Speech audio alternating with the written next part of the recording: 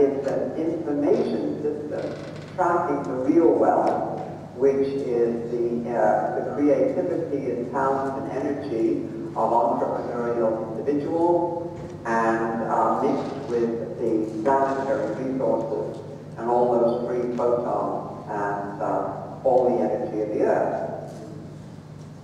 Okay, so please, another question for you? Yeah, please. Hi, Hazel. Great to hear you. This is Ellen Brown. We're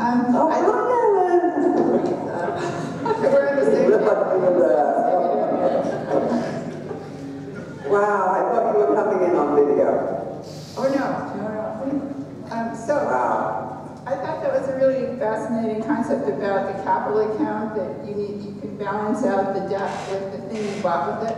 But I don't understand exactly how that would work. I mean, I could see if it was a building, and maybe corporations count buildings on the other, I don't know how they do their balance sheets. But what would you do with things like Social Security and medical things, or what do you count on the other side that would balance out your debt? I'm just trying to picture a balance sheet that did that. Yeah, well, if you look at the social spending, whatever it's for, a lot of it is investing in human capital. I mean, like when you invest in the education of students, this is not an expense. In GDP, it's considered an expense, like buying ice cream or throwing it in the street, wasting it. If you realize that investing in our children's education is the most important investment that society makes. The same thing about health. There are ways of measuring the positive value of healthy educated systems. But when you realize that the era of GDP, which is still true all over the world, and I've been crusading on this for decades, talking to my friends in the Japanese government, where they keep on being told by Western economists, oh my gosh, you're broke, you've got this huge debt to GDP ratio.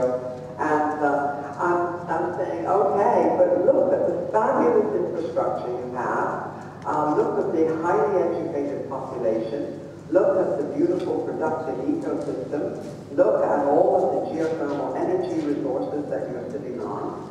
And if you add these on the other side of the balance sheet, you can cut your debt down way down and simply declare victory. And so it's true also with Ireland. I was doing some seminars in Belfast a couple of weeks ago, and the Irish people, they got into exactly the same problem with GDP, because their sovereign bonds, all those bond traders, look at one thing, the debt to GDP ratio. And so they decide, oh, well, they have to sell off the Irish bonds because, they don't have any GDP growth and blah, blah, blah.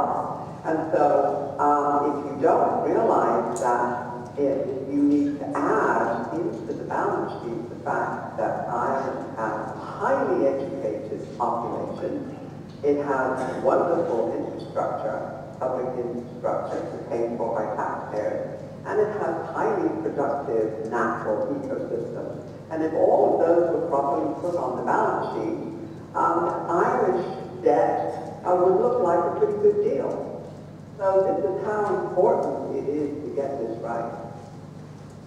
Okay, perhaps.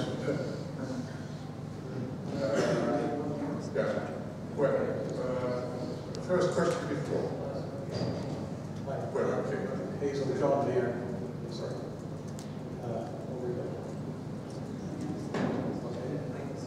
Okay, I'm John Mayer. Delighted to hear you boost the kilowatt hour. Talking about some more. Here. And your name first. The microphone. Starting in. Okay, Hazel, it's John Mayer, and I'll be speaking on kilowatt hour. We're also delighted to hear you promoting it. You mentioned, you made a distinct mention of solar power. moving to solar power, and I agree this is where we have to go, but the energy return on investment is going to be vastly lower with that than it is currently with our fossil fuels. And I'm wondering how you think we will adjust to that new paradigm where energy may be available, but we'll have to work a lot harder for it. Yes, I think the energy return on energy investment is finally creeping into the asset managers of the pension funds, and they're beginning to realize, that they have a lot of stranded assets, actually, subprime assets. Right now, 40% of the assets on the FTSE 100 are fossil fuel reserves that probably never can be brought up to the surface because of climate change. And so the big thing about fossil fuels, as we all know, is that they give you a really big bang for the buck and allow enormously large systems to develop. And what will happen, I think, as we use a suite of different energy, renewable energy sources, which are appropriate to each country, is particularly true in developing countries where they can never afford to build nuclear plants. They can never afford big centralized coal plants and oil plants and huge transmission lines. That's really the 19th and 20th century. But instead, they will have to have more decentralized systems and much more locally generated resources, whether it's rooftop solar, local wind generators, wave power and the ocean currents, using low-head hydro in their rivers, so on and so forth. So it says to me that these energy systems will be more decentralized, and the good thing about that is they are much more democratic. They allow a lot more people to be involved in their design. I remember once doing a debate when I was policy walk in Washington at the Office of Technology Assessment, and I did a debate with one of our nuclear gurus, Dr. Alvin Weinberg, who it was at the Tennessee Valley Nuclear Authority in Tennessee. And I was asking Dr. Weinberg about whether he didn't think that nuclear power was actually unconstitutional, because there was no way of even members of Congress understanding how nuclear power actually works and what to do, of course, with all of these high-level wastes and so on and so forth. So basically, the more centralized and higher sort of energy bang for the buck you get at the front end, like with the nuclear power plant, the worse you are in terms of democratic participation and in terms of effect on the environment and health further down the line. So I'm looking forward to the day when we have more decentralized and local diverse energy supply. Okay, thank you. A last question to you, Hazel, but also to the other contributors and panelists here next on the floor. In one of your last slides, you mentioned in the process of coming the participatory democracy. So this is fine. I do agree with that. However, looking at that, the problem of our crisis, do the populations understand what is going on? That's the first thing. Do the populations have sufficient correct information, which is highly doubtful? And so is it not demanding too much of people to express their mind and their feelings on the risk of being completely wrong or biased? So I want to have your impression on that. And I have the same question to my two colleagues here at my left. So please, yours first. Now, this is a very important question, and it really is, it points to the need for this whole system redesign. In other words, we have to look at mass media and how information is transmitted to the general public. And I would totally agree with you that we cannot run more participatory and democratic societies without more education and more availability of education. And so this means that the education establishments all around the world will have to change. And education will have to be free and online, as it is, for example, with Khan Academy, which was started by a Pakistani student who was helping his little sister with her calculus.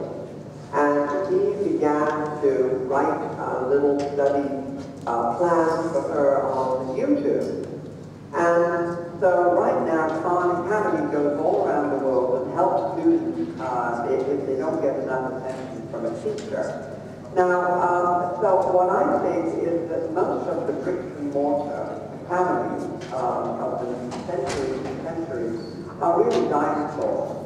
And that public education really needs to be public good, like it is in China. And that's why the Chinese are graduating so many PhDs all over the place, millions of them.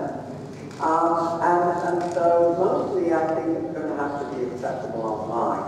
And then mass media has to be reformed, particularly in the West, where mass media has been mostly commercial and funded by the advertising from basically the fossil fuel age industry, which of course includes pharmaceuticals and agricultural chemicals. I mean, almost everything is energized by fossil fuels. And so they own the airwaves and the content. And that's really why I started my company, Ethical Market Media, because back in 2004, because I realized that there would be no way that the mass media in the U.S., completely controlled by the fossil fuel and nuclear power industry, would ever allow the story of that 3.3 trillion private investors investing in solar, wind, and all of the renewable energies. So that, those two revolutions are underway, thanks to the internet. And most people now are moving away from watching national television in the U.S. and they get their news online. And even though it's incredibly difficult to figure out who to believe and who to trust, I trust ordinary people in their own communities to figure out a lot of these things for themselves.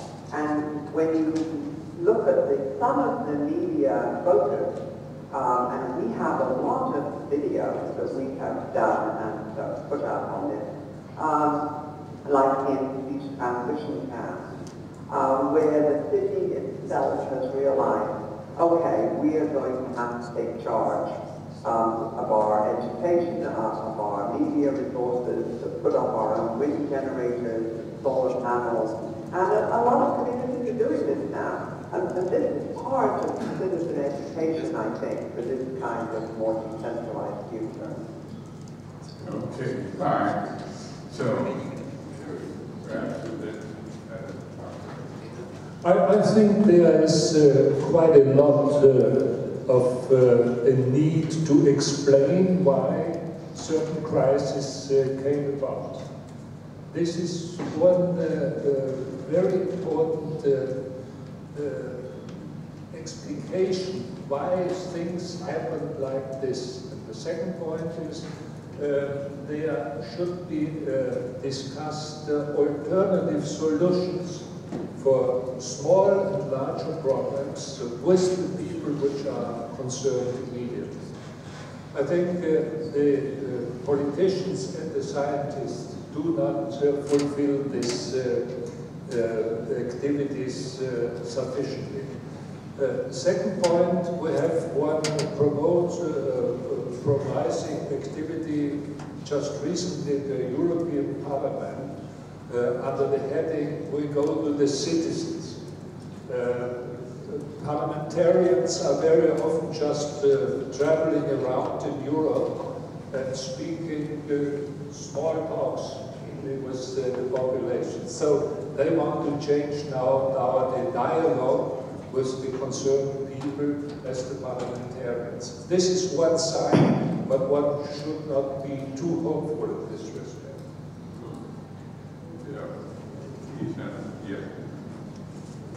Well, I do think it's a problem, like with corporations. Corporations are owned by the shareholders theoretically, and they get to vote. But virtually all shareholders just either hand over their proxies to someone else or don't vote at all because they don't care. So if you in fact had a system where everybody got to vote on every issue, it would be like corporations where it's only the really interested people who would vote, and they would be the ones with a personal interest, and you would be allowed to come up with something that's not the most fair thing for everyone. So it is a problem.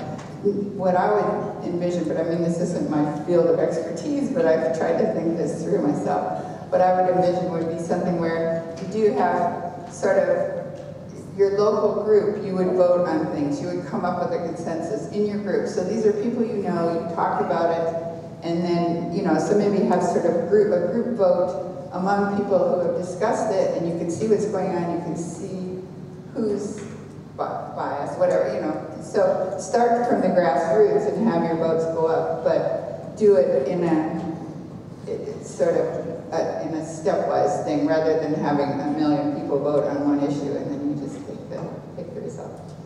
Okay, so we are in the end of our session. So one thing is sure, it will take some time to get the maturity of all of us all together as societies. I hope that it will happen in time. So I thank you very much for your participation. Down from, or far from Florida, to be here with us at the Adriatic region. Thank you very much once again. I hope that another occasion will come up sometime. Also, thanks for all the brilliant contributions. So, you escaped questions.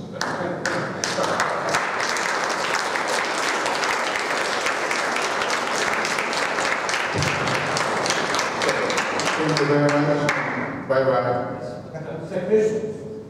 Okay. Okay. So someone please takes over. So thank you. Bye-bye.